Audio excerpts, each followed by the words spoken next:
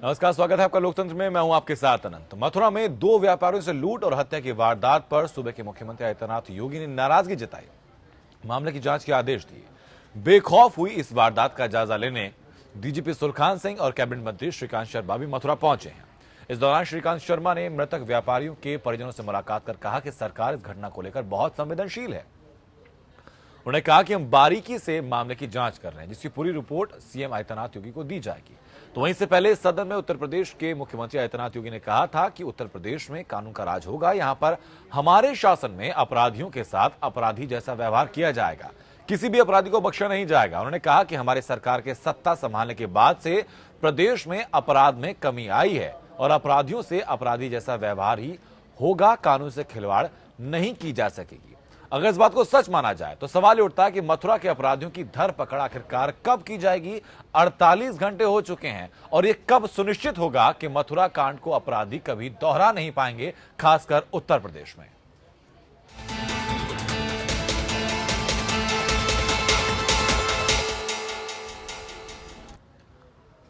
उत्तर प्रदेश में योगी आदित्यनाथ सरकार को आए 2 महीने होने वाले हैं, लेकिन कानून व्यवस्था के मोर्चे पर सरकार की मुश्किलें खत्म होती नजर नहीं आ रही।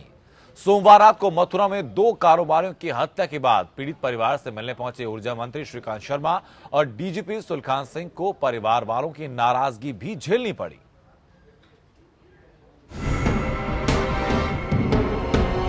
मथुरा में 2 सर्राफा व्यापारियों की हत्या के बाद पीड़ित परिवार के दर्द पर मरहम लगाने पहुंचे ऊर्जा मंत्री श्रीकांत शर्मा और प्रदेश पुलिस के मुखिया सुलखान सिंह को जबरदस्त विरोध का सामना करना पड़ा। पीड़ितों के परिजनों ने मंत्री से यूपी पुलिस की शिकायत की। कहा, वारदात के वक्त लोग पुलिस को फोन करते रहे, लेकिन पुलिस मौके वारदात पर नहीं पहुंची। पीड़ित परिवार और वहां मौजूद लोगों ने ऊर्जा मंत्री को कानून व्यवस्था के मुद्दे पर खूब खरी खोटी सुनाई। पीड़ित परिवार ने यूपी सरकार से पीड़ित परिवार के बच्चों के लिए नौकरी और आर्थिक सहायता की मांग की। 10 बार कहा कि आप मुआवजा दे दें उनको, बच्चों को कुछ समझें, लेकिन उन्होंने फिर आश्वासन देके वो अब जा रहे हैं। इसकी फुटेज आप देख लीजिए, वो जा रहे हैं बिल्कुल शांति से। आईजी साहब बैठे हुए, डीजीपी साहब भी बैठे हुए थे, लेकिन कोई भी इस तरह का उन्होंने परिवार के लिए कुछ नहीं किया। सांत्वना देके अब वो चले जाएंगे। दोनों सर्राफा व्यापारियों की हत्या की पूरी वारदात वहां मौजूद सीसीटीवी में कैद हो गई। सीसीटीवी फुटेज से हत्यारों की पहचान करने का प्रयास किया जा रहा है। दोहरे हत्याकांड से नाराज व्यापारी संगठनों ने दोषियों के पकड़े जाने तक जिले के सभी बाजारों को बंद रखने का फैसला किया है। सरकार ने जल्द ही हत्यारों की गिरफ्तारी का आश्वासन दिया। निश्चित रूप से उत्तर प्रदेश में कानून व्यवस्था एक बड़ा मुद्दा है। जर्जर व्यवस्था हमको विरासत में मिली है और उसको सुदृढ़ करना, उत्तर प्रदेश में कानून का राज स्थापित करना आदित्यनाथ योगी जी की सरकार की प्राथमिकता है। डीजीपी साहब इसको पूरा मॉनिटरिंग कर रहे हैं और बहुत जल्दी जो दरिंदे हैं वो सलाखों के पीछे होंगे। इसमें बहुत जल्दी केस वर्कआउट हो जाएगा ये, और कोई डरने की जरूरत नहीं है। हम सुरक्षा का आश्वासन देते हैं सभी को और पूरी अच्छी व्यवस्था कराई जाएगी। मथुरा के कोयला गली इलाके में सोमवार रात को 2 ज्वेलर्स से 4 करोड़ के गहने लूट लिए गए थे। विकास अग्रवाल और मेघ अग्रवाल की हथियार बंद बदमाशों ने गोली मारकर हत्या कर दी थी।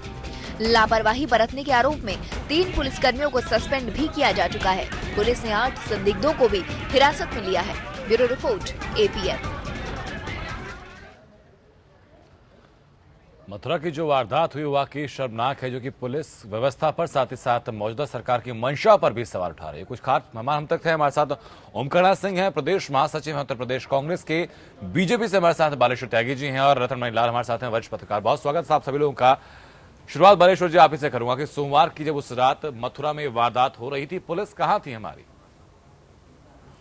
बात यह है अक्षय जी कि उत्तर प्रदेश में कानून व्यवस्था एक बहुत बड़ा मुद्दा है और इसको हर स्थिति में योगी सरकार को स्वीकार करना है, क्योंकि भारतीय जनता पार्टी ने खुद भी कानून का राज्य कायम करने की प्रदेश की जनता को आश्वासन दिया है जी। और सभी की अपेक्षा है कि भारतीय जनता पार्टी कानून का राज्य कायम करने में सफल होगी।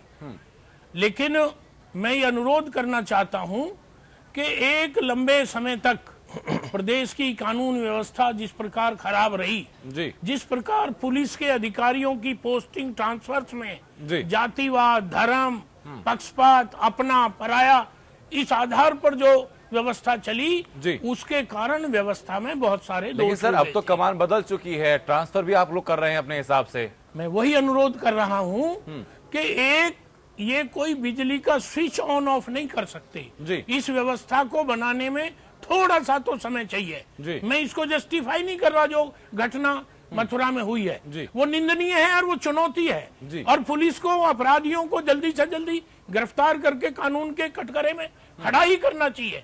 ये सारे पुलिस प्रशासन के लिए चुनौती है। सर पुलिस और प्रशासन ये के लिए भी, सरकार के लिए भी ये कहा जाता है कि जो ट्रांजिट फेस होता है एक सरकार से दूसरी सरकार के एस्टेब्लिश होने का, उसमें अपराधी फायदा उठाने की कोशिश करते हैं, बात वाजिब है। लेकिन इतनी कोशिश कि 2 महीने से ताबड़तोड़ ऐसी लूट, हत्या, रेप की वारदात सामने आ रही है। नहीं, ऐसा है। मैं फिर यही अनुरोध करना चाहता हूं आपके चैनल के माध्यम से, जो लोग सुन रहे हैं, कि इस व्यवस्था को, सच में बात यह है कि कोई पुलिस का व्यक्ति हर व्यक्ति के पीछे खड़ा हो पाएगा, ये तो संभव नहीं जी। है। शासन तो इकबाल से चलता है और इकबाल स्थापित करने के लिए समय चाहिए, व्यवस्था चाहिए। जी आप ये देखें कि अभी तो पूरे जिले के एसएसपी वगैरह को नियुक्ति नहीं दे पाए हैं। नीचे तक मैसेज जाए, ये समझ में आए पुलिस को कि अब सरकार की तरफ से अपराधियों को संरक्षण नहीं मिलेगा। अब सरकार का निर्देश है कि अपराधी के साथ अपराधी जैसा व्यवहार होना चाहिए। जी वो मैसेज नीचे सर, तक ये जाए, मुख्यमंत्री पुलिस ने को कहा समझ में जरूर आए। है, लेकिन वो बात खैर मुद्दा अलग हो जाएगा जब वो तस्वीरें भी हम आपको दिखाएंगे कि जब बीजेपी के नेता और कार्यकर्ता और विधायक और सांसद खुद धमकी देते नजर आते हैं। हालांकि उस पर भी हम बात करेंगे। ओमकार नाथ जी, ट्रांजिट फेज में सरकार के सामने दिक्कतें होती हैं, ये बात हमेशा कही जाती है, मानी भी जाती है, लेकिन इतनी दिक्कतें क्या अपने आप को एस्टेब्लिश करने में या कानून व्यवस्था को जैसी थी वैसी भी रखने में और बिगड़ने ना पाए 2 महीने का वक्त नाकाफी है? देखिए, सबसे बड़ी चीज़ ये है, जैसा अभी बालेश्वर जी ने कहा, जी बहुत पुराने नेता हैं, उन्होंने ये कहा कि शासन जो है वो इकबाल से चलता है, हर आदमी के पीछे पुलिस नहीं लगाई जा सकती। बहुत सही बात कही, लेकिन इकबाल इनको शायद ये मालूम होना चाहिए कि जिस दिन सत्ता में जो व्यक्ति आता है और शासन संभालता है, जी उसी दिन उसका पता चल जाता है कि इसका इकबाल कितना बुलंद है। उसको फिर मौका नहीं मिलता है, और एक बार जब अपराध शुरू हो गए उनके सत्ता में, तो मुझे नहीं लगता कि अब उनके रहते हुए कोई अपराध में कंट्रोल हो पाएगा। जिस तरह से आपराधिक घटनाएं हो रही हैं प्रदेश के अंदर, ये बहुत चिंता का विषय है। जी अभी सहारनपुर में हुआ और होने के साथ में एमपी से एसएसपी के यहाँ झगड़ा हुआ, उनके घर पे तोड़फोड़ हुई और उसके बाद एसएसपी का ट्रांसफर कर दिया गया।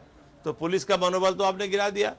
गोरखपुर में विधायक ने आईपीएस ऑफिसर महिला अधिकारी को सबके सामने सरेआम बेइज्जत किया और आपने उस विधायक को कुछ भी नहीं किया, तो उससे क्या हुआ? पुलिस का मनोबल गिर गया। पुलिस डरी बैठी है कि कहाँ पे भारतीय जनता पार्टी के प्रतिनिधि उसको बेइज्जत कर दें, तो वो अपना फूंक फूंक के कदम चल रही है। दूसरे, सरकार को ये सोचना चाहिए कारण कौन से हैं जिसकी वजह से लॉ एंड ऑर्डर कंट्रोल नहीं हो पा रहा है। अगर ये समझते हैं कि पुराने लोग हैं और वो पुराने लोग जो हैं वो दूसरी सरकार के चहेते हैं और उनको सर, ये तो प्रैक्टिकली संभव नहीं कि कर पुलिस रहे हैं, प्रशासन तो को गलती पूरी किसकी तरीके है? से बदल दिया जाए या हर एक लेवल पर हर चेहरे को बदल नहीं, दिया नहीं, जाए, उसमें उन्हीं लोगों के गलती साथ मिलकर किसकी काम है? करना होगा। गलती तो सरकार की है ना जी। सरकार की गलती है। हाँ। कि आप जिसको समझते हो आप वो गड़बड़ है, आप उसको बदल जी। दो, चाहे उसकी जगह रतमणि किसी को लाल भी जी, लाओ। सरकार को बने हुए तो कम से तकरीबन कम 2 एक महीने हो मैसेज चुके चला हैं, जाए लेकिन सांप्रदायिक दंगे भी हमने यहाँ पर देखे हैं, संभल की वारदात भी हमने देखी है, सहारनपुर में जो हालात बने रहे हमने वो भी देखे और मथुरा की चीज भी अब सामने है। अब इसमें फेल्योर कहाँ नजर आता है? सरकार की तरफ से ढिलाई है या पुलिस अपना काम सही तरीके से नहीं कर पाई, वो निर्देशों का पालन नहीं किया जा रहा अक्सरशः जो निर्देश सरकार की तरफ से आ रहे हैं?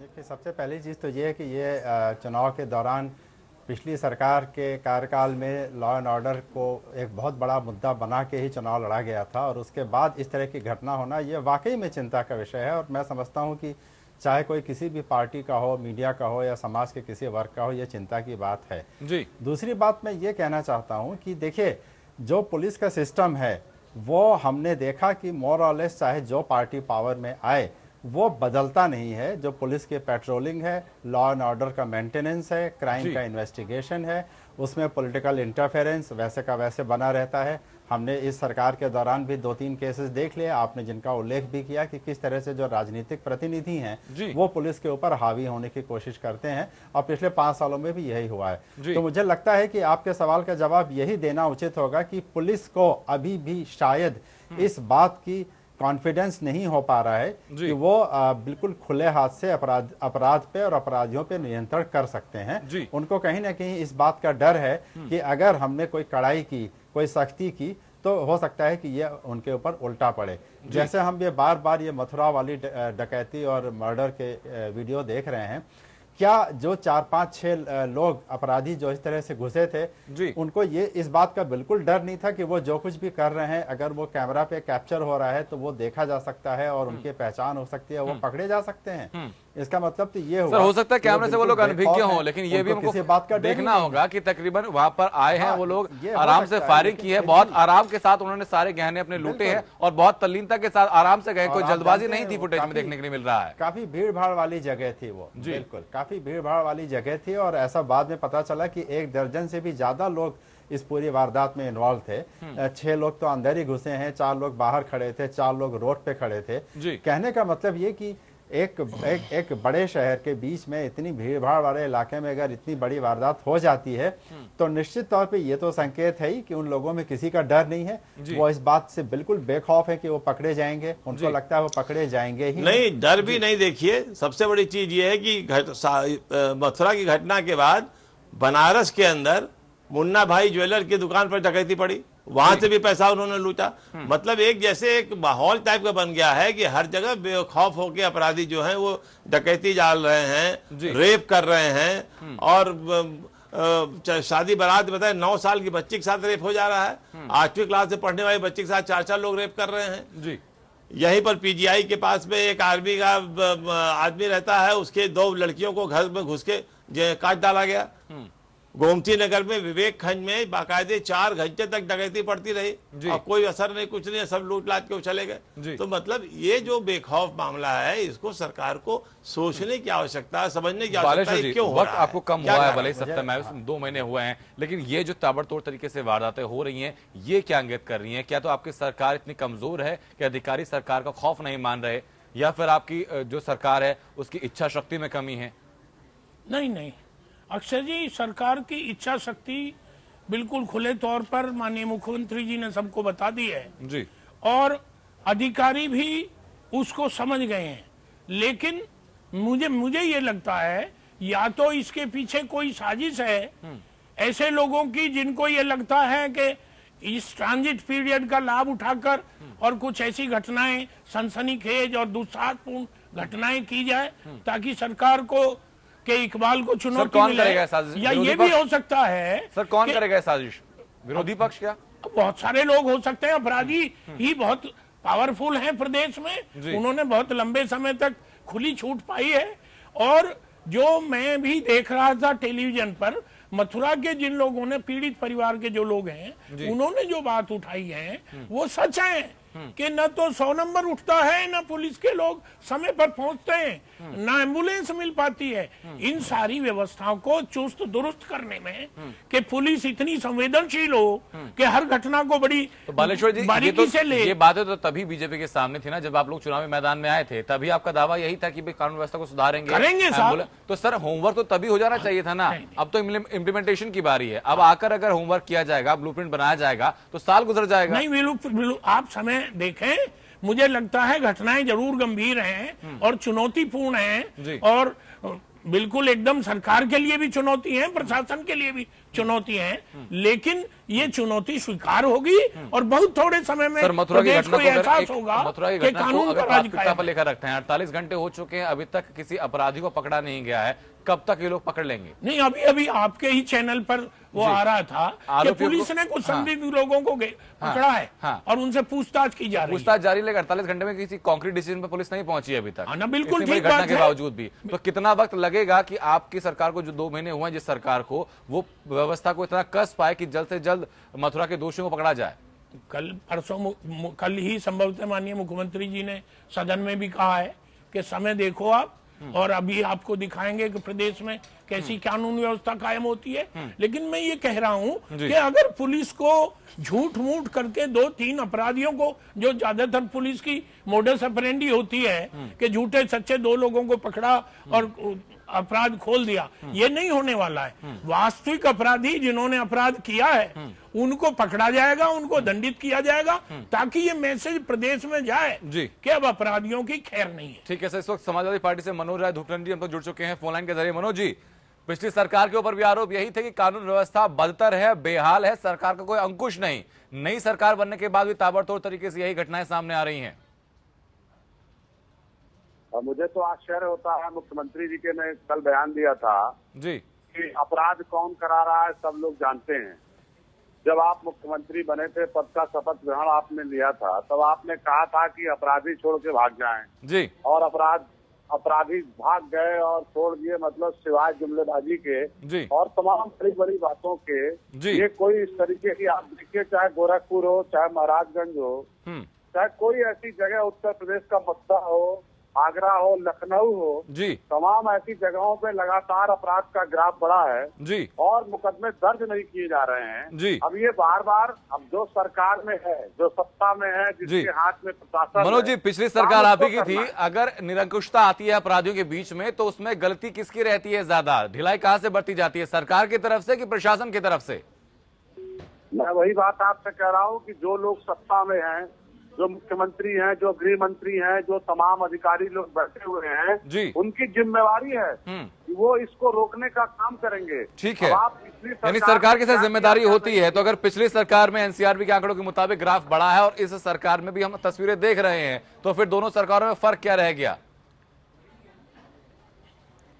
अब आप देखिए ना, अभी जिनको शपथ लिए हुए 50 दिन हुआ है जी, लगातार सिर्फ शोशेबाजी के अलावा ये जनता के हित के लिए और जनता की सुरक्षा के लिए कोई काम तो कर नहीं पा रहे हैं। ये कह रहे हैं हमको 6 महीने दो, 8 महीने दो। अरे भाई, गोली अभी खाया जा रहा है चुन चुन करके। शादी के मौसम में पूरे उत्तर प्रदेश में स्वर्णकारों के दुकानों पर हमले हो रहे हैं जी, जिसको रोकने में उत्तर प्रदेश का शासन और प्रशासन विफल है। चर्चा इस पे होनी चाहिए, लेकिन बात इस पे न करके बात दूसरे तरीके की ये लोग कर रहे हैं। ये अपनी जिम्मेदारी को स्वीकार नहीं कर रहे हैं। हाँ। ये जिम्मेदारी के खिलाफ जाकर ये कह रहे हैं कि पिछली सरकार ने ऐसा किया, पिछली सरकार ने क्या किया, नहीं किया।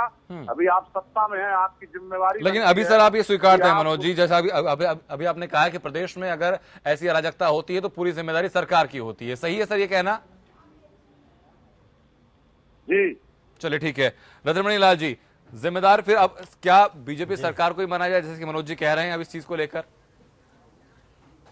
देखिए, मुझे नहीं लगता कि सरकार और पुलिस को कोई अलग अलग करके देखा जा सकता है। अगर पिछले कुछ दिनों में अपराध अचानक से बढ़े हैं और ऐसा दिखाई पड़ रहा है कि पुलिस या तो मौके पे समय से पहुंच नहीं रही है या अपराधियों को पकड़ने में नाकाम रही है, तो अगर इसमें फेलियर पुलिस का है तो अंततः तो वो सरकार का ही फेलियर है। और मुझे बहुत अफसोस होता है ये कहते हुए कि जिस तरह की बड़ी बड़ी बातें की गई थी लॉ एंड ऑर्डर फ्रंट पे खास तौर पे, अगर उसके बावजूद पुलिस को 50 दिनों के अंदर एक सही डायरेक्शन नहीं दिया जा सका, सही जगह पे सही लोग बैठाए नहीं जा सके, सही जगह पे जो अपराधी जिनके बारे में सबको पता होता है, पुलिस का जो तंत्र है वो काफी मजबूती से काम करता है, मुखबिरी होती है, सबको मालूम है। बिल्कुल। अगर उनको पकड़ा नहीं जा सका, उनको एक उनको संदेश मैसेज नहीं दिया जा सका कि अब ये सब नहीं चलेगा, और अगर ये पुलिस अभी तक नहीं कर पाई है तो ये वास्तव में मुझे इसलिए चिंता का विषय लगता है कि मैं भी इसी प्रदेश में रहता हूं और पिछले 5 साल में जिस तरह से अपराध बढ़ गए थे, जिस तरह से लॉ एंड ऑर्डर के फ्रंट पे तमाम सारी चीजें सामने आ रही थी,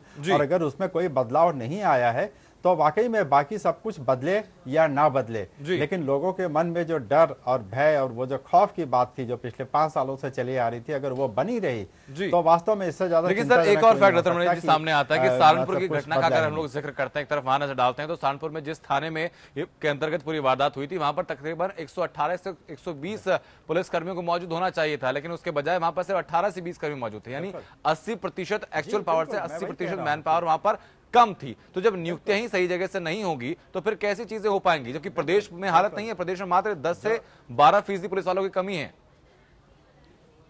बिल्कुल, और ये बात आज से नहीं है, आपको भी इस बात की जानकारी होगी कि पिछले कई सालों से जो फील्ड फोर्स होती है जिसको एक्चुअल पुलिसिंग करनी है, लॉ एंड ऑर्डर या क्राइम इन्वेस्टिगेशन करना है, वहां के बजाय बाकी नॉन पुलिसिंग के कामों में पुलिसकर्मी लगे हुए हैं, चाहे वो पर्सनल सिक्योरिटी हो, चाहे वो और इस तरह के नॉन पुलिसिंग के काम हो। तो इस चीज को बदलना किसका काम है? अंततः तो सरकार को ही ये सब करना पड़ेगा।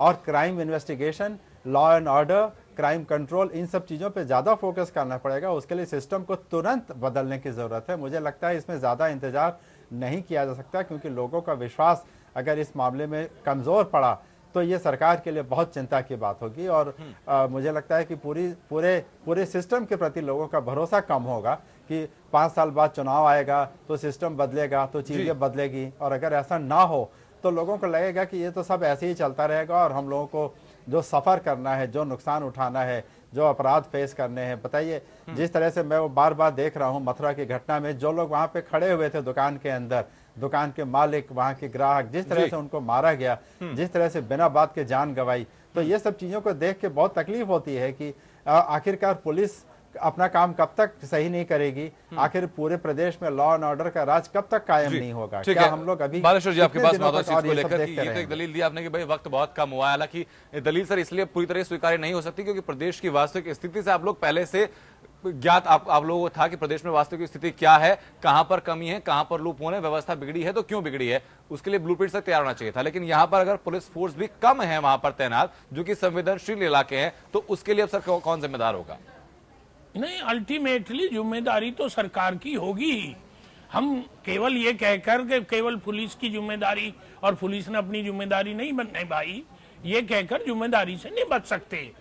मैं इस बात से सहमत हूं जो अभी माननीय मित्र बोल रहे थे कि ये तो अल्टीमेटली सरकार को ये चुनौती स्वीकार करनी है और कानून का राज कायम नहीं हुआ। चुनौती स्वीकार करते हैं, जिम्मेदारी लेते हैं कि नहीं लेते हैं? अगर ऐसी चीजें होती हैं तो लेनी ही चाहिए, जिम्मेदारी ली जाएगी। नहीं लेंगे तो प्रदेश का बड़ा नुकसान होने वाला है। हम ये कहेंगे कानून व्यवस्था खराब है और कानून व्यवस्था की चुनौती को हम स्वीकार नहीं करेंगे तो इसका संदेश तो बहुत खराब जाने वाला है। सर, उत्तर प्रदेश के पूर्व डीजीपी उत्तर प्रदेश पुलिस के सुब्रत त्रिपाठी में जुड़ चुके हैं। सुब्रत जी, सहारनपुर की घटनाएं हमने देखी हैं, संभल में जो हुआ हमने वो देखा, मथुरा में जो हुआ उसकी लाइव तस्वीरें सब लोगों को दिखाई हम लोगों ने।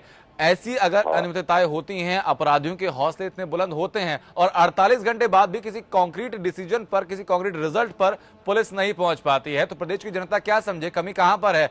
पुलिस काम नहीं कर रही या फिर सरकार काम करवा नहीं पा रही? ऐसा है कि पुलिस जो है उसका सिस्टम रूटीन डिस्टर्ब हो गया है जी। रूटीन के डिस्टर्ब होने का मतलब है कि यहाँ पर जो रोज सामान्य रूप में होनी चाहिए वे चीजें जो हरदम होनी चाहिए नहीं हो रही हैं जी। एक दिन से करने से नहीं होंगे।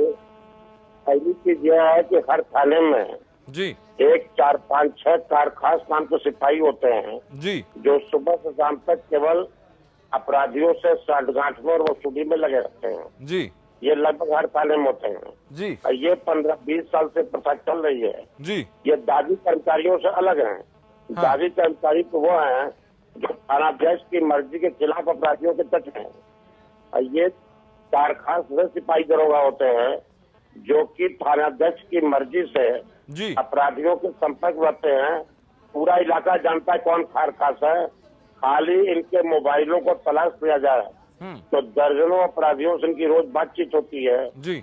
एक तरह से अपराध जगत तो सर क्रिमिनल और पुलिस का नेक्सस ये कह रहे हैं आप?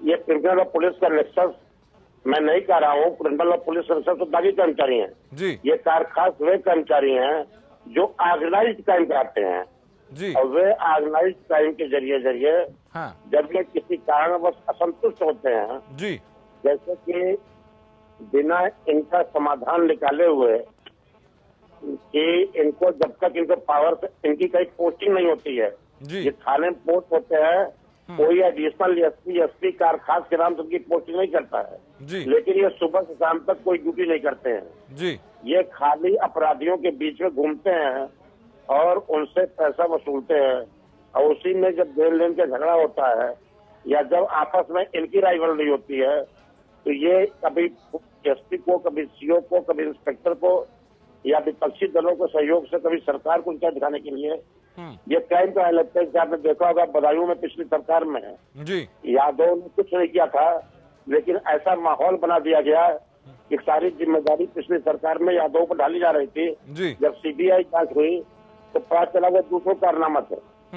इसमें ये लोग सर्वदलीय लेकिन ऐसे सुब्रत जी, होते हैं, इसके साथ मैं आपसे जानना चाहूंगा कि अगर उत्तर प्रदेश के सहारनपुर में अगर एसएसपी के आवास पर हमला होता है, भीड़ वहां पर चढ़ जाती है, परिवार के साथ खतरा होता है। मामला देखिए जी सहारनपुर का मामला देखिए, 112 सिपाहियों की लोकेशन थी। जी सर, मैं आऊंगा। 112 सिपाहियों जी के जी जी लोकेशन के सर, हमले मैं हैं। हर मामले को यहाँ पर लेना चाहूंगा। उससे पहले मेरठ की जो तस्वीरें सामने आई थी, जहां पर कि एक बीजेपी के कार्यकर्ता ने इंस्पेक्टर के साथ बदतमीजी की थी, उस चीज को देखिए तो पुलिस वालों के ऊपर जो बढ़ती हनक है, राजनीतिक हनक है, इसके पीछे का कारण क्या रहता है? क्या इसके पीछे कारण राजनीतिक संरक्षण नहीं है? सवाल मैं राजनीतिक समय मतलब सवाल ये है कि जो कार्यकर्ताओं के मामले में नहीं कर पा रहे हैं जी, इसका कारण है कि आते ही हर सरकार पिछले अधिकारियों का ट्रांसफर कर देती है।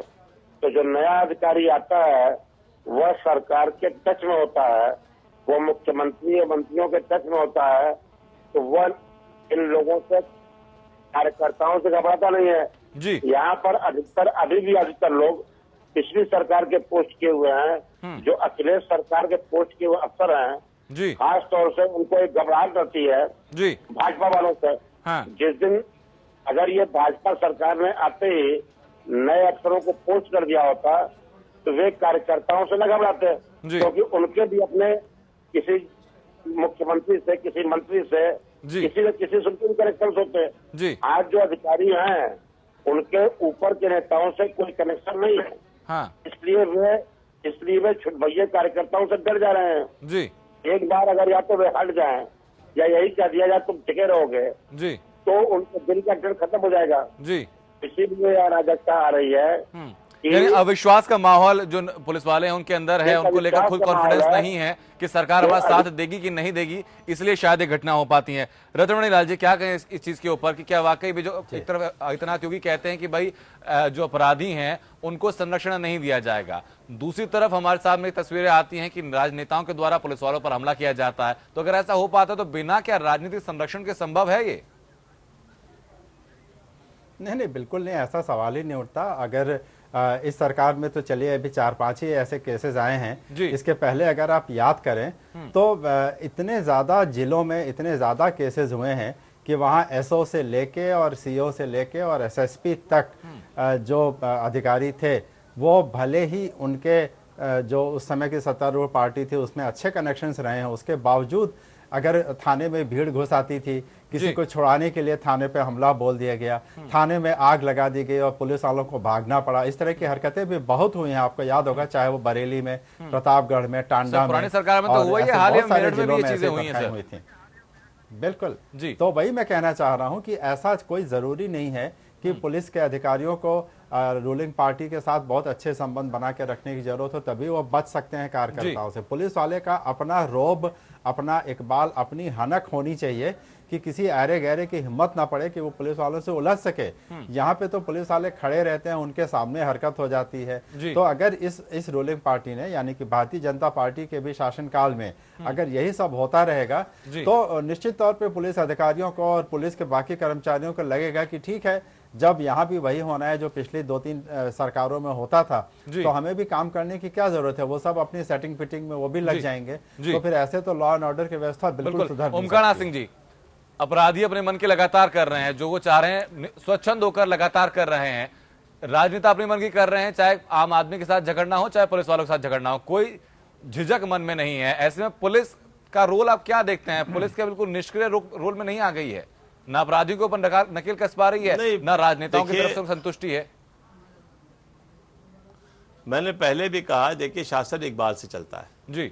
इन्होंने जब नया डीजी अपॉइंट किया और नए डीजी साहब आ गए, उन्होंने अपना चार्ज ले लिया, तो उनको एक मैसेज देना चाहिए था जी। मैसेज होता है, देखिए जब चौधरी चरण सिंह चीफ मिनिस्टर हुआ करते थे प्रदेश के जी, तो पहले दिन से ही हनक हो जाती थी, सारे अधिकारी अलर्ट हो जाते थे कि हमने जरा सी गलती की तो हमको सजा हो जाएगी जी। कल्याण सिंह जी ने जब टेक ओवर किया था एज चीफ मिनिस्टर तो एक मैसेज गया था कि बहुत सख्त आदमी है, जो भी आदेश देगा उसको क्या कहते हैं वो दोबारा वापस नहीं लेंगे और हमें इसका पालन करना ही होगा जी। लेकिन ये मैसेज इस सरकार का नहीं जा पाया।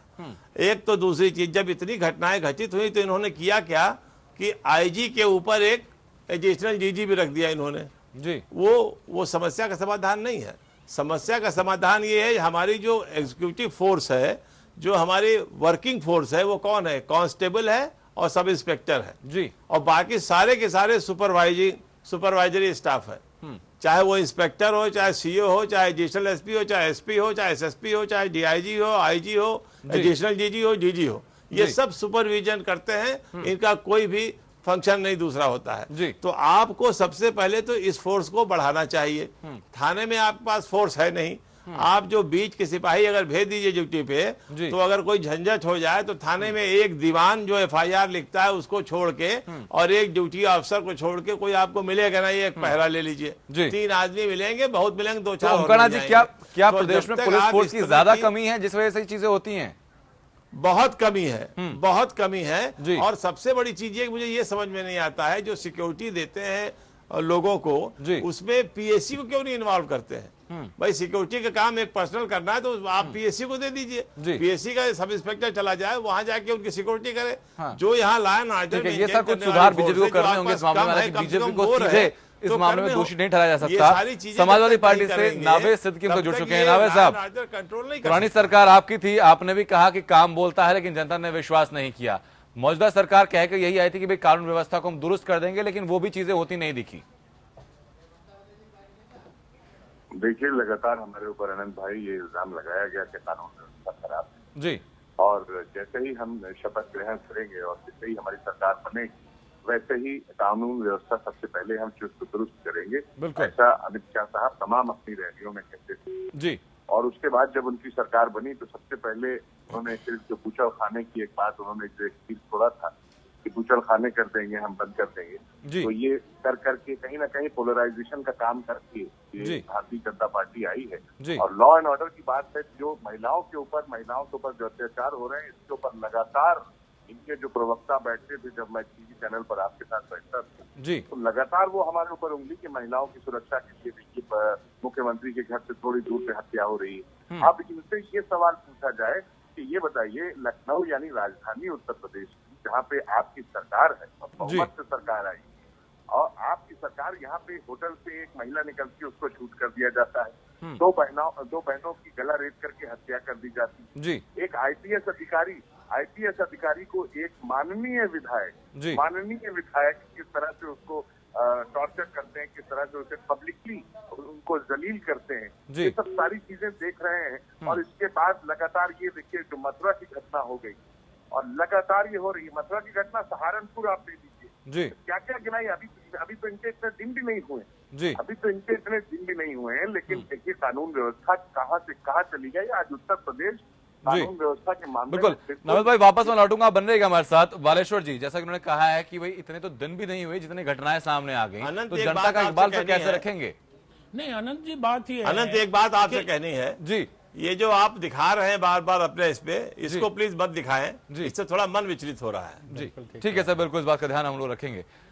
नहीं अनंत जी, मैं ये कह रहा हूँ कि आप जो इतनी घटनाएं प्रमुखता से अभी चर्चा हो रही हैं, उन घटनाओं को की करने वाले और वे अपराधियों की मोडस ऑपरेंडी और वो सारी घटना एक तरह से की नहीं है, कोई तो जातीय तनाव की है, कहीं सांप्रदायिक तत्व है, कहीं ये मथुरा वाली जरूर गंभीरता के साथ बहुत चुनौतीपूर्ण, बिल्कुल सीधे अपराधियों ने चुनौती दी है। और ये घटना जरूर अपने आप में इस बात को चिंतित करने वाली है कि अपराधी जिस हौसले के साथ, चिंतित तो हर घटना करने वाली नहीं वो है, लेकिन मैं ये कह रहा हूं कि जो सांप्रदायिक तनाव है, जो जातीय तनाव संघर्ष हैं, जो जैसे सहारनपुर की घटना की बार बार चर्चा होती है, अब उसमें स्पष्ट हो जा रहा है कि सेना खड़ी हो रही है और उनमें पूर्व विधायक उनको हवा दे रहे हैं और उसको आगे बढ़ा रहे हैं। सर फिर तो स्थिति और गंभीर हो मेरा जाती है कहना बालेश्वर जी ये कि है, अगर अलग अलग तरह की घटनाएं हैं तो किसी भी छोर पर सरकार का कंट्रोल नहीं है। नहीं करना पड़ेगा, ये बिल्कुल ठीक है, करना तो पड़ेगा लेकिन बिल्कुल है नहीं करना पड़ेगा। और इसके लिए आपको मैं माफी के साथ कहना चाहता हूं, एक समय चाहिएगा। ऐसा नहीं हो सकता कि इतनी जल्दी सारी व्यवस्थाएं ठीक हो, ये अपेक्षा सबकी है। सर आप बिल्कुल स्थिति परिवर्तन कर दें, इतनी अपेक्षा की भी नहीं जा सकती 2 महीने के शासन में, लेकिन इतना जरूर अपेक्षा किया जाता है कि भाई कम से कम लोग अगर घर से बाहर निकले तो खुद को सुरक्षित महसूस करके बाहर निकलें। ये भी नहीं है अभी प्रदेश के अंदर। ये आपको शीघ्र इस बात का एहसास होगा, सब लोगों को होगा कि प्रदेश में कानून की व्यवस्था की स्थिति में बड़ा सुधार आया है। जिस तरह से सरकार ने इन चीजों को लिया है, जिस गंभीरता के साथ, जिस तरह से डीजीपी को भेजा और वहां जाकर मौके पर सारी स्थितियों को देखा है, और हर घटना के संबंध में सहारनपुर में भी डीजीपी और गृह सचिव आए हैं और सब चीजों को शीर्ष स्तर से उनके समाधान के प्रयास हुए हैं। ये अपने आप में स्पष्ट करते हैं कि सरकार चिंतित भी है और इन सबको चुनौती मानकर स्वीकार कर रही है और जल्दी से जल्दी इसका परिणाम सामने होगा। ठीक है रत्नमणि लाल जी, शुरुआती दौर से अगर देखा है जितने भी फैसले लिए गए हैं मौजूदा सरकार के द्वारा, चाहे वो बूचड़खानों को बंद करने का हो, उसकी तरफ उसमें लेकर कोर्ट से फटकार पड़ी कि भाई आप किसी के खाने के अधिकार को नहीं छीन सकते। आप जो एक एंटी रोमियो स्क्वाड बनाया गया था शुरुआती दौर में, उसके बारे में बड़ा जोर शोर से प्रचार किया गया, उसके कुछ नतीजे भी सामने आए, कुछ जगहों पर छेड़खानी रुकी भी, लेकिन अब ये चीज सामने आ रही है कि वो कहीं एंटी रोमियो स्क्वाड कहीं होता कहीं दिख नहीं रहा है। कुछ पुलिस वालों को ट्रेनिंग देनी अब उसमें शुरू की जाएगी, ट्रेनिंग अभी तक दी नहीं गई थी। तो जितने भी फैसले लिए गए उनका क्रियान्वयन उस तरीके से नहीं हुआ, क्या उसमें तैयारी की कमी रही? देखिए मैंने इस मामले में कुछ पुलिस के अधिकारियों से बात की, बिल्कुल व्यक्तिगत स्तर पे, और उन सभी का यह कहना है कि जब कभी भी सरकार बदलती है, एक पार्टी सत्ता से बाहर जाती है, दूसरी पार्टी सत्ता में आती है, तो जितने भी अपराधी और आपराधिक तत्व के लोग हैं वो किसी जरूरी नहीं कि किसी पॉलिटिकल पार्टी के संरक्षण में काम करते हों, कोई ज़रूरी नहीं कि उन्हें किसी पॉलिटिकल पार्टी से जुड़े हों, लेकिन ऐसे सारे लोग कुछ समय तक रुक के ये देखते हैं कि नए शासनकाल में किस तरह के अधिकारी कहाँ बैठ रहे हैं, कौन कितना पावरफुल है, जिसको वो लोग कहते हैं कि क्रिमिनल अलाइनमेंट देखा जाता है कि क्या अब हम अपराध किस तरह के करें तो हम कितना भाग सकते हैं, कैसे अपराध हम करें तो हम बच सकते हैं, कहाँ पे अपराध अभी भी जैसे पहले कर रहे थे वैसे ही किए जा सकते हैं। ये अलाइनमेंट पूरी अपराध की दुनिया में होता है और उनका ये कहना है कि ये अभी ऑलरेडी हो रहा है पूरे प्रदेश में। आपको ध्यान होगा कि जब सरकार बनी थी तो शुरू के 10-15 दिनों तक काफी अपराध में कमी आई थी और लग रहा था कि हाँ नई सरकार आने के बाद चीजें शायद सुधरेंगी। ये अचानक पिछले करीब 1 महीने से ऐसा कुछ संदेश गया है अपराध की दुनिया में कि ये सरकार जिस तरह के अधिकारियों को जिलों में रख रही है, जिस तरह के एक्सपेरिमेंट कर रही है कि जिले में आईजी के बजाय उससे भी ऊंचे अधिकारी रखे जाएं, डीजी बदले गए वगैरह वगैरह। मैं ये नहीं कह रहा कि उनसे सीधे अपराधों का कोई कनेक्शन है, लेकिन उन सब के बावजूद अपराध की दुनिया में ये संदेश गया है कि इन सब चीजों से काउंट जरूर होती है और उनको लग रहा है कि ये सब चेंजेस करने से हमारे ऊपर कोई असर नहीं पड़ेगा, तो हम अपना काम बेखौफ से ओमकार जी जो बात लाल जी ने कही है तो चीजों को और ज्यादा पेचीदा और ज्यादा भयावह बताती है। अगर 15 दिन तक अपराध नहीं हुए, यानी कि जो क्रिमिनल अलाइनमेंट था उसको बैलेंस किया जा रहा था, उसके बाद अपराध होने शुरू हो गए, यानी अपराधियों को ये लगा, हो सकता है उनको लगाओ कि भाई मौजूदा सरकार है वो बहुत ज्यादा केपेबल नहीं है हमारे ऊपर अंकुश करने के लिए, इसलिए 1 महीने से लगातार अपराध बढ़ रहे हैं। तो ये तो और सरकार की क्षमता पर सवाल खड़ा करता है। बिल्कुल बिल्कुल एकदम सही आकलन आपका है कि उन्होंने ये महसूस किया कि इस सरकार में हम अपराध कर सकते हैं और खुलेआम घूम सकते हैं, कोई हमारा कुछ कर नहीं सकता है। आप देखिए जो ये आपने मथुरा की घटना दिखाई, मैं बहुत विचलित हो गया हूं उसको देख के कि अब ये लगता है कि हम लोग अपने घर में सुरक्षित हैं या नहीं। रात में कब हम लोगों के ऊपर हमला हो जाए, किसके घर में घुस जाएंगे। गाँव में सुना था डकैती हुआ करती थी, आज स्थिति हो गई कि शहर के अंदर डकैती पड़ रही है और पुलिस सो रही है, पुलिस कुछ कर नहीं पा रही है।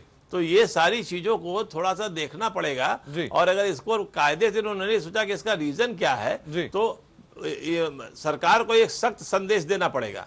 और अगर सख्त संदेश सरकार नहीं देती है तो मैं समझता हूं कि यही चीजें सरकार को ले जाएंगी। कोई रुक नहीं पाएगा इनको, चाहे नावे सिद्दीकी जी एक बीच में एक दलील ये भी दी गई है यहाँ पर कि भाई पुलिस फोर्स उत्तर प्रदेश में काफी नहीं है, नाकाफी है, इसलिए अपराध लगातार बढ़ रहा है। क्या आपकी सरकार को भी इस चीज के लिए जिम्मेदार ना माना जाए कि भाई पिछले 5 सालों में पुलिस जो भर्ती थी वो पूरी क्यों नहीं की गई? जो घोटाले सामने आए अगर वो ना हुए होते तो शायद पुलिस पूरी होती, अपराध कम होते।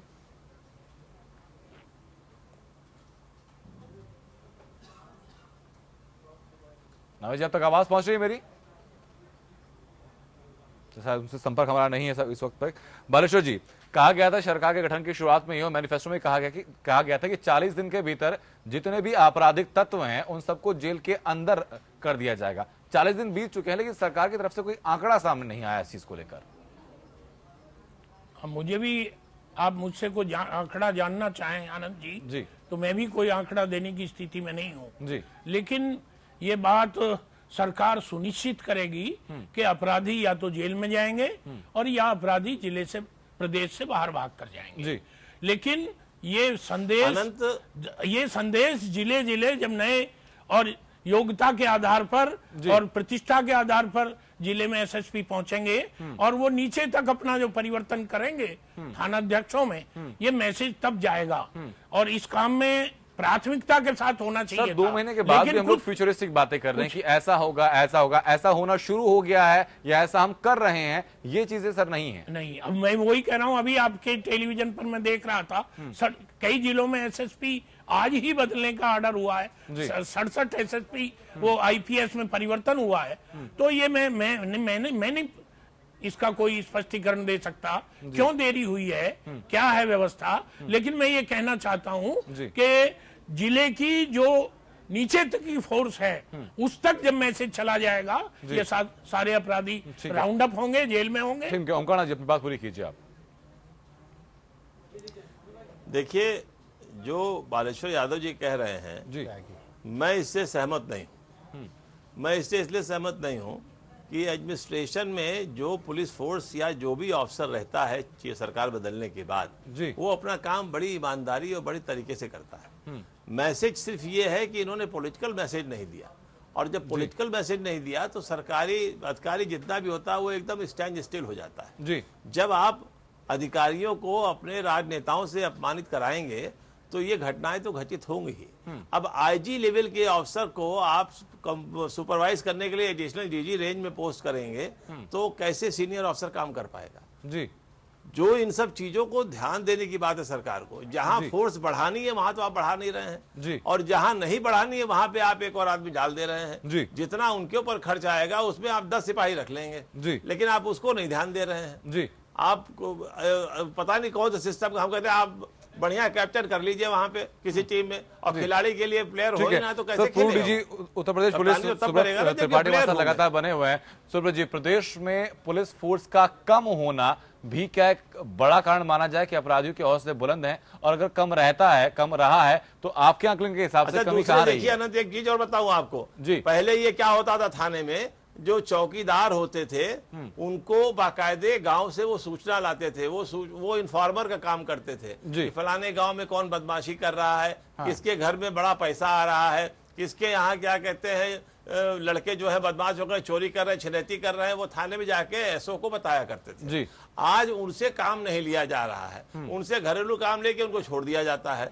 जो सिपाही बीच में होता था वो जाके इन्फॉर्मेशन कलेक्ट करता था कि यहाँ पर कौन कौन नए नए बदमाश आ गए हैं, कौन नए पैसे वाले हो गए हैं, कौन कोई काम नहीं कर रहा फिर भी उनके यहाँ खूब गाड़ियां आ रही हैं, तो ये सारी इन्फॉर्मेशन थाने में हुआ करती थी। इन सूचनाओं का अभाव हो रहा है जिसकी वजह से यानी सर ये ढांचागत कमियां हैं जिनको सुधारने की चुनौती मौजूदा सरकार के पास है। सुनिए, सर्राफा की दुकान है, शराब की दुकान है, सिनेमा हॉल है, यहाँ पुलिस सतर्क रहती थी कि कोई घटना न घटने पाए तो वहाँ आस पास में मंडराती रहती थी। इसका भी अभाव है क्योंकि फोर्स नहीं है इनके पास। तो इन सब चीजों को सरकार को देखना बड़ी चुनौती सर मौजूदा सरकार के पास है। सुब्रत जी, आपके कहेंगे कि अगर सर मैं वापस लौटूंगा ओंकार जी आपके पास। सुब्रत जी, कि अगर प्रदेश के अंदर पुलिस फोर्स की इतनी बड़ी कमी है, इतनी ज्यादा कम है, तो इसके लिए जिम्मेदार कौन है, उस चीज को कैसे सही कर सकती है? जो चुनौती मौजूदा सरकार के पास है उसको क्या इसके लिए चीजें अपनानी होंगी? देखिए, मैं इससे सहमत नहीं हूँ। जितनी भी फोर्स है जी उसका प्रॉपर मैनेजमेंट होना चाहिए। 2 मिनट में ध्यान सुनिएगा जी। जैसे सहारनपुर घटना में 112 सिपाही उस थाने में होने चाहिए थे जी, उसके अगेंस्ट केवल 12 की पोस्टिंग है जी। इतनी एबनॉर्मली साइज पुलिस नहीं है। कमाऊ जगहों पर जहाँ पर पैसा कस के मिलता है जी। वहाँ पर लंबा घूस दे करके एक के बदले 2 सिपाही पोस्ट कर दिए जा रहे हैं। जी। जैसे सैयद रजा थाने में चेक कर लीजिए, चंदौली में जलीलपुर चौकी चेक कर लीजिए, जी। मुगल सराय चेक कर लीजिए, साहिबाबाद चेक कर लीजिए, वहाँ पर एलोकेशन से अधिक लोग होंगे जी। जहाँ धुआंधार कमाई है।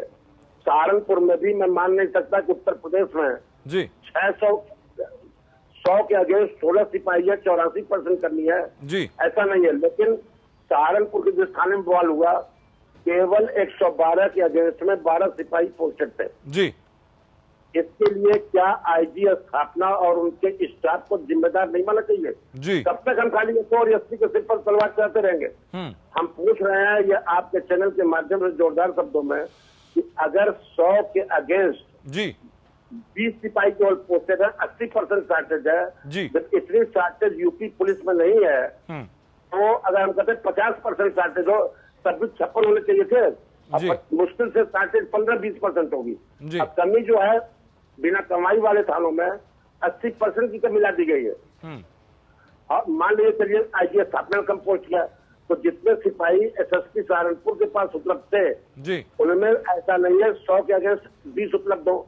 जी। सहारनपुर में भी जो अच्छी चौकियां होंगी, अच्छे थाने होंगे, जी। जहाँ अच्छी कमाई होगी वहां पर एडिशनल एसपी और एसपी का स्टाफ मिलकर के इनको पोस्ट कर देता है तो स्मगलिंग के अड्डों पर ये अधिक होते हैं। जी। और ये जहाँ क्राइम होता है वहां पर जाने के लिए कोई तैयार नहीं होता है, वहां पर जाने के लिए कोई पैसा नहीं देता है। इसलिए जहाँ अपराध अधिक होते हैं उन जगहों पर सिपाहियों की पोस्टिंग निकल जाती है। जी। इस पर आईजी स्थापना के जो ट्रांसफर होते हैं। बिल्कुल सर, ये बहुत वाजिब और बहुत बड़ा सवाल सुब्रत जी आपने उठाया, लेकिन साथ ही साथ एक और जानकारी मैं आपसे चाहूंगा कि मथुरा में जो घटना हुई है, परिवार वालों का आरोप यह है कि सूचना देने के बावजूद भी पुलिस बहुत ज्यादा देर से पहुंची है और जो घायलों को अस्पताल ले जाया गया उसके लिए एम्बुलेंस उपलब्ध नहीं हो पाई, रिक्शा से लेकर जाया गया। तो ऐसी अव्यवस्थाएं होती हैं तो इसकी जिम्मेदारी फिर किसके ऊपर लगाई जाए?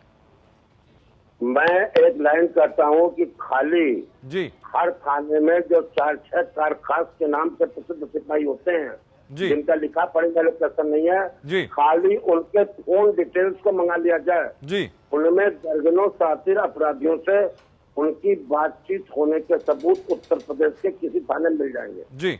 कार्रवाई इसलिए नहीं होती है कि सपा के राज्य में वे भाजपा का साथ देते थे। जी। अब भाजपा के राज्य में कितने सपा का साथ देंगे? वे सदैव विपक्षी दलों से पैसा दोनों नाव में एक साथ सवारी की जाती है। बहुत बड़ा सवाल सर आपने उठाया, उसमें जाहिर तौर पर बड़ी इन्वेस्टिगेशन की जरूरत है और हम कोशिश करेंगे कि एपीएन ही वो मंच बने जो कि इस बात को लेकर सच सामने लाएगा। बहुत बहुत शुक्रिया सुब्रत जी आपका हम तक जुड़ने के लिए और बेहतर इस बारे पूरी जानकारी देने के लिए। रतनमणि लाल जी, जो बातें सुब्रत त्रिपाठी ने कही हैं अपने आप में बेहद चौंकाने वाली हैं। सरकार की अव्यवस्था पर सवाल उठाते थे, पुलिस प्रशासन की अव्यवस्था पर सवाल उठाते थे, लेकिन जो मिली भगत की चीजें आई हैं ये अपने आप में एक नया रास्ता खोल रही है, नए सवाल यहां पर पैदा कर रही हैं। अब मौजूदा सरकार इन चुनौती से कैसे निपटेगी?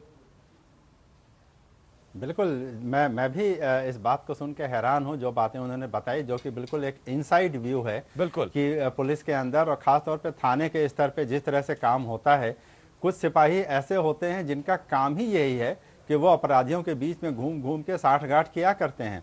मुझे याद पड़ता है आज से 20-30 साल पहले जो पुलिस की मुखबिरी का तंत्र है वो बहुत मजबूत हुआ करता था और मुझे लगता है यही ऐसे ही लोग होते होंगे जो मुखबिरी का काम करते थे कि पुलिस को पहले ही पता चल जाता था कि कहाँ पे क्या होने वाला है और वो तैयारी कर लेते थे। लेकिन मुझे लगता है कि धीरे धीरे करके पुलिसिंग के जो पुराने तरीके थे, जो ट्रेडिशनल तरीके थे, चाहे वो बीट पेट्रोलिंग के हों, चाहे वो मोहल्ला पुलिसिंग के हों, चाहे वो पुलिस की गाड़ियों का आवागमन हो, रात में गाड़ियां चलती थी मोहल्लों के अंदर, वो सब चीजें धीरे धीरे करके खत्म हो गई क्योंकि पुलिस इतनी ज्यादा पॉलिटिशियन ओरिएंटेड हो गई है कि सारे पुलिसकर्मी नीचे से ऊपर तक ये चाहते हैं कि जो पार्टी पावर में है वो उसकी गुड बुक्स में बने रहें। जैसा अभी हमारे सुब्रत जी ने बताया कि पिछले राज्य में वो दूसरी पार्टी के साथ अलाइन हो जाते थे, इस राज्य में वो दूसरी पार्टी के साथ कॉम्पिटिशन यहाँ पर तो इसलिए नहीं रह गया कि आप अच्छा काम करें, जो अपराधी गुड वर्क का नहीं गुड बुक का कंपटीशन अब रह गया। सर वापस लौटूंगा आपके पास। बालेश्वर जी, जितना वक्त सरकार को हुआ है उससे ज्यादा अपराध हो रहे हैं, किसी भी अपराध में कोई कॉन्क्रीट रिजल्ट अब तक सामने नहीं आया। आप ही के कार्यकर्ता विधायकों की तरफ से पुलिस के ऊपर दबंगई दिखाने की तस्वीर भी आती है। 2 महीने अगर नाकाफी हैं तो कितना वक्त काफी होगा कि व्यवस्थाएं सारी ट्रैक पर आ जाएं? अनंत जी, अभी थोड़े समय में बहुत शीघ्र ही पूरा परिवर्तन देखने को मिलेगा। जी। जो सुब्रत जी ने बात कही है जी। जो जिले जिले पर थाने थाने पर कार खास के नाम से और जी। 4-4 5-5 लोग अपराधियों से संबंध कर रहे हैं, जी। ये मैसेज आपके टेलीविजन के माध्यम से, एपीएन के माध्यम से सरकार तक भी जा रहा है। जी। ये सब अधिकारियों तक जा सर, रहा है। तकरीबन इस 2 व्यवस्था महीने का में वक्त जैसे सरकार को हो परिवर्तन- चुका है। जब 100 दिन का आप लोग रिपोर्ट कार्ड पेश करेंगे, ताकि हम उम्मीद करें कि इन तमाम जो घटनाएं हुई हैं इनका पर्दाफाश हो बिल्कुल चुका होगा पर्दाफाश और होगा। घटना होनी रुक चुकी होंगी। बिल्कुल पर्दाफाश होगा और ये एहसास होगा जी। कि प्रदेश में परिवर्तन हुआ है। चलिए सर, लेकिन बहुत-बहुत मैं शुक्रिया। जी। एक बात आपसे कहना चाहता हूं, ओंकार नाथ सिंह जी भी चर्चा कर रहे थे। मैं 1991-92 में गृह विभाग में राज्य मंत्री था जी। उत्तराखंड में आतंकवाद चल रहा था जी। जब वहां हम गए, सच्चाई क्या है, कहां हमारी मुखबरी गई, कहां हमारा जो आता था रोज पुलिस का सिपाही, तो पता लगा कि वो साइकिल पर जाता था, वो व्यवस्था खत्म हो गई। वो मोटरसाइकिल से जाता है और दूर दूर दूर दूर गांव में निकल जाता है, न किसी के पास बैठता है, न उस पर कोई इंफॉर्मेशन है, और सारा तंत्र व्यवस्था अस्त व्यस्त हो गया। जैसे साधन बढ़े हैं, उन साधनों से ने पुलिस के पुराने तंत्र को तोड़ दिया। लेकिन साधन बढ़ाने की जरूरत भी है, क्योंकि अपराधी अगर हाईटेक टेक्नोलॉजी का नहीं, इस्तेमाल करता है तो पुलिस को भी आपको अगर- सर्वसंपन्न करना होगा, लेकिन मॉनिटरिंग करनी है, उसको कसकर रखना सही तरह से ऐसा एक करना बड़ी कि जिम्मेदारी क्षेत्र होगी। की और सूचना उम्मीद है। करते हैं कि 100 दिन का रिपोर्ट कार्ड जब आप लोगों का पेश होगा, उस वक्त स्थिति बेहतर होगी। बहुत बहुत शुक्रिया आप सभी लोगों का चर्चा में शामिल होने के लिए, चर्चा को बेहतर बनाने के लिए। और लोग फिलहाल सिर्फ इतना ही, आप देखते रहिए एपीएन। नमस्कार।